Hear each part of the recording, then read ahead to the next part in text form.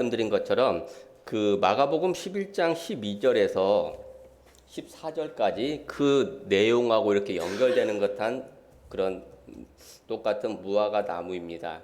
그리고 그 사이에 15절과 17절 성전을 깨끗이 하는 그런 내용을 뒀는데 그 본질은 똑같다고 그랬잖아요. 그 무화과 나무는 어떻게 되냐? 열매가 먼저 열리고 잎사귀를 낸다고 우리가 알고 있습니다. 그래서 일반적인 무화과 나무가 잎사귀가 있다는 것은 열매가 맺혀 있다는 것을 우리가 알 수 있습니다. 그런데 오늘 베드로와 그 예수님이 지나갈 때 그 나무가 말라 있었다라는 것을 오늘 볼 수 있어요. 근데 그거는 왜 말라 있었습니까? 예수님이 저주하였기 때문입니다. 나무가 잎이 무성하게 있어요. 그러면 열매가 크고 좋은 걸 알고 가서 그 열매를 따 먹으려고 했는데 실제적으로 없다라는 거예요. 근데 그 12절에서는 무엇을 얘기했어요? 그 바리새인들이 그렇게 외식하면서 자기의 종교 지도자인 바리새인들이 그렇게 외식하는 것 같이 실제로 무성하게 보이지만 실질적으로 자기 역할을 잘 못하는 그런 유대 종교 지도자들을 어떻게 비꼬는 그런 내용이었잖아요. 그리고 그 성전이 기도하는 집인데 또 은혜 받는 그런 집인데 장사하는 그런 소굴로 만들었기 때문에 그 교회의 본질을 잃어버렸기 때문에 하는 예수님이 성전을 깨끗이 하신 것이다 라는 거예요. 그 결과로 오늘 20절에 무화과 나무가 뿌리째 말랐다라는 거예요. 뿌리째 말랐다는 것은 나무가 살아가기 위해서는 땅에 뿌리를 받고 그 땅에서 그 영양분을 섭취하고 수분을 섭취해야 살아가잖아요. 근데 뿌리째 말랐다는 것은 그 영양분을 섭취할 수 있는 그런 근본 통로가 막혔다는 것을 우리가 알 수 있습니다. 우리 지금의 겨울에 보면은 어제도 이렇게 또 산책하면서 보니까 나무들이 죽어 있는 것 같이 보이잖아요. 근데 실질적으로 죽었습니까? 살아 있습니까? 살아 있잖아요. 좀 있으면 이제 봄이 되면 새싹이 돋고 이제 열매가 나고 본연의 이제 모습이 나타나는데 그렇게 살아 있다는 것은 죽은 것 같지만 살아 있는 것은 그 나무들이 뿌리를 땅에 받고 있기 때문이잖아요. 그게 우리가 수없이 들었던 하나님의 창조 질서 중에 하나였잖아요. 나무는 땅에 뿌리를 받고 있어야 되고 새는 날아야 되고 우리 인간은 하나님이 창조했기 때문에 하나님이 함께 있어야 가장 행복하다. 지금 나무는 가장 행복한 삶을 살고 있는데 나타나지 않은 것뿐이죠. 그래서 우리도 영원토록 살 수 있는 것은 하나님에게 뿌리를 받고 있어야 하는데 그게 우리는 구원받았다라는 거예요. 그런데 그 복의 통로인 뿌리가 통째로 말랐다는 거예요. 우리는 그 속담 중에 무엇을 또 똑같이 있냐? 될성부른 나무는 떡잎부터 알아본다는 우리나라 속담도 있어요. 그러니까 크게 되려면 어릴 때부터 이게 다르다는 건데 그래서 이게 엄청 커졌는데 실질적으로 열매가 있었습니까? 없었습니까? 없죠. 어떻게 기망행이죠. 크고 좋은 열매가 있을 것 같은데 실질적으로 봐보니까 아무것도 없어요. 빈수레가 요란하다처럼 그렇게 돼버린 거죠. 그래서 오늘 이 나무의 경우는 비정상적이었다라는 거예요. 열매도 맺지 않은 채 잎사귀부터 무성하게 된 것 같은. 열매가 였고 잎사귀가 무성하게 되는데 실제로 얘는 잎사귀만 무성한 상태가 된 거죠. 그래서 우리는 이 당시에 유대 종교 지도자들을 생각하시고 그것을 통해서 우리에게 믿음을 주시고 은혜를 주시려고 해서 오늘 말씀이 있다라는 거예요. 그래서 지나가는 베드로는 뭘 질문했냐? 예수님께부터 저주받은 무화과 나무가 뿌리채 말랐다라는 거예요. 그래서 베드로가 이것을 보고 말씀하셨어요. 21절에 베드로가 생각이 나서 여짜오되 랍비여 보소서 저주하신 무화과 나무가 말랐나이다라는 거예요. 예수께서 왜 저주하셨는지 베드로는 알지 못하는 질문이죠. 우리도 하나님의 뜻을 우리가 잘 알 수 있습니까? 없죠. 우리가 창조주 하나님을 계속해서 말씀을 듣고 있지만 그 실질적으로 그게 잊어버릴 때가 너무도 많이 있다라는 거예요. 그래서 그것을 오늘 예수님이 다시 우리들에게 말씀하십니다. 그래서 베드로와 같이 우리들에게도 어떻게 해요? 깨닫기를 원하시는 거죠. 오늘 사건을 통해서 우리가 뭘 깨달아야 되는지 한번 알아보겠습니다. 자, 그런데 예수님의 대답은 어떻게 하셨냐? 22절에 하나님을 믿으라라고 말씀하셨어요. 하나님을 믿으라. 하나님의 능력은 창조의 능력이다라는 거예요. 우리 창조를 얘기하다 보면 창조는 있는 것을 모방해서 다시 만드는 게 아니라 아무것도 없는 상태에서 새로 만드는 게 창조잖아요. 그런 하나님의 능력이 창조주 하나님의 능력이 있다는 거예요. 그래서 저 아무것도 없는 것에서 새로운 것 창조도 하셨지만 있는 것을 다시 없애기도 하고 없앤 것을 다시 회복시키기도 하는 하나님의 능력이 창조주 하나님인데 그 능력을 믿지 못하고 있다라는 거예요. 두 번째, 내가 진실로 너희에게 이르노니 누구든지 이 산들어 들려 바다에 던져라 하며 그 말하는 것이 이루어질 줄 믿고 마음에 의심하지 아니하면 그대로 되리라. 요게 창조의 능력을 믿고 기도하라. 또 이어서 말씀하신 게 또 뭐냐? 용서하라는 거예요. 용서하라. 뭘 용서하냐?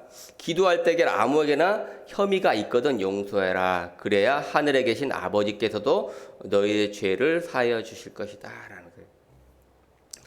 자, 우리가 기도의 비밀은 무엇입니까? 무엇이든지 할 수 있는 그 창조주 하나님을 믿고 기도하는 거예요. 그러니까 믿음이 없는 기도는 응답이 됩니까? 안 됩니까? 우리가 이번에 그 신년 축복송에서도 믿음에 대해서 계속 말씀하셨잖아요. 그런데 우리가 이런 걸 보면 저도 이렇게 쭉 그런 말씀을 들으면서 우리가 그 슈퍼맨이 되려고 우리가 기도를 했었구나. 하나님이 나를 통해서 응답해야 되는데 그 능력을 가지고 내가 나타나려고 했었던 그런 게 좀 많이 이렇게 제가 깨닫고 반성하게 되는 일인데 하나님의 능력을 그대로 믿고 하면 하나님이 그대로 역사하실 텐데 나를 통해서 역사하는 것이 꼭 그게 물론 맞지만 내가 그 나를 통해서 역사한다는 거 내가 뜨려는 그런 게 우리한테 있지 않는가 그런 생각을 해봤습니다. 내가 뜨려는 거. 그러면 목사님께서 항상 말씀하시지만 모세가 훌륭한 게 아니라 모세와 함께하는 하나님의 능력이 대단한 건데 우리는 모세만 보여지게 된다. 나를 통해서 내가 나타나는 슈퍼맨이 돼서 내가 행하는 것은 예수님이 나타나는 게 아니고 내가 나타나는 거예요. 그래서 다른 사람들도 우리가 보는 것처럼 모세가 대단하게 보이고 다니엘이 대단하게 보이고 다윗이 대단하게 보이게 되는 거예요. 우리도 그런 조금만의 세상 사람들에게 존경을 받고 싶은 그런 게 조금 또 남아있다는 그런 것이죠. 그러게 저는 이 부흥회 때 그런 거 저를 이제 발견하게 됐습니다. 그래서 우리가 기도의 비밀은 뭐냐? 의심이 없어야 된다는 거예요. 기도할 때. 하나님이 반드시 응답하신다는 그 믿음을 가지고 기도할 때 우리가 그 조금도 의심이 없어야 된다는 거예요. 진짜 창조하신 하나님 믿어진다면 그 의심이 없다라는 거예요. 그랬을 때 우리의 능력이 정말 나타난다는 거예요. 하나님의 능력이 우리를 통해서. 그러면 믿음과 신념은 또 많이 다른데 많은 신자들이 이것을 혼동하고 동일시하는데 이것은 분명히 다르다고 말씀하셨어요. 그래서 결론적으로 말씀드리면 오늘 이 무화과 나무하고 기도와 용서와 무슨 관련이 있을까라는 그런 생각을 굉장히 많이 했습니다. 그잖아요. 무화과 나무가 통째 마르고. 근데 왜 말랐는지 베드로의 질문에 예수님은 하나님을 믿어라. 그리고 용서하라. 쉽게 이해가 갑니까? 우리가 계속해서 말씀을 들을 때 목사님께서 예수님은 동문서답을 하신다 라고 말씀하셨는데 그 말씀을 가볍게 보면은 자 용서하라 라는 거예요. 용서를 해야 하나님께서 우리를 용서하신다는 걸 알 수 있어요. 우리가 용서를 해야. 그래서 우리 주기도문이 어디 나와 있냐면 마태복음 6장 9절에서 13절이 우리 주기도문 내용입니다. 거기 12절에 무슨 내용이냐? 우리가 우리에게 죄 지은 자를 어떻게 해요? 사하여 준 것 같이라는 말을 써요. 그게 오늘 내용은 똑같은 거예요. 용서를 해야 하나님께서 우리를 용서하신다라는 거예요. 근데 그 용서가 왜 중요합니까? 용서를 받아야만 구원받는 의인이 된다는 거예요. 우리가 죄가 있잖아요. 그 죄를 용서를 받아 사함이 돼야 우리가 구원을 받을 수 있다는 거예요. 그러니까 우리가 용서를 해야 하나님께서 우리를 용서하는 것이다. 그래서 우리가 이런 기도가 25절에 서서 기도를 아무에게나 혐의가 있거든 용서하라. 그러니까 우리 세상 사람들과 먼저 용서를 할 때 하나님께서 우리를 용서를 하신다는 건데 그 용서가 우리는 구원하고 연결되어 있다. 그래서 구원을 받아야 우리가 하나님께 기도할 때 응답이 있다라는 거잖아요. 우리가 구원받지 못하고 세상의 종교들도 다 기도가 있다 그랬잖아요. 그거는 하나님께서 주신 기도가 아니라 그들이 믿고 있는 세상 신이 주는 기도는, 우리가 기도하는 것은 오직 여호와 하나님께만 기도하는 건데 그 여호와 창조주 하나님이 기도받기 위해서는, 응답을 받기 위해서는 우리가 먼저 죄사함의 용서를 받고 그 용서를 통해서 우리가 구원을 받아야 된다라는 말씀하신 거예요. 그래서 그 구원받은 사람은 우리는 의인이라고 했잖아요. 의인이 되었을 때 기도를 들으시고 우리의 기도에 응답하기 때문이다라는 거예요. 좀 이해가 가죠? 예. 그래서 오늘 그 뭐냐? 그러므로 야고보서에 5장 16절에 그러므로 너희 죄를 서로 고백하여 병이 낫기를 위하여 서로 기도하라. 의인의 간구는 역사하는 힘이 큽니다라는 거예요. 역사하는 힘이 크다. 그래서 우리는 모두 의인이잖아요. 우리의 기도가 진짜 세상을 살리는 역사함이 클 줄 믿습니다. 잠언 15장 29절에 여호와는 악인을 멀리하시고 의인의 기도를 들으시니라라는 말씀이 있습니다. 그러니까 우리가 죄의 용서함을 받지 못했을 경우는 악인이었잖아요.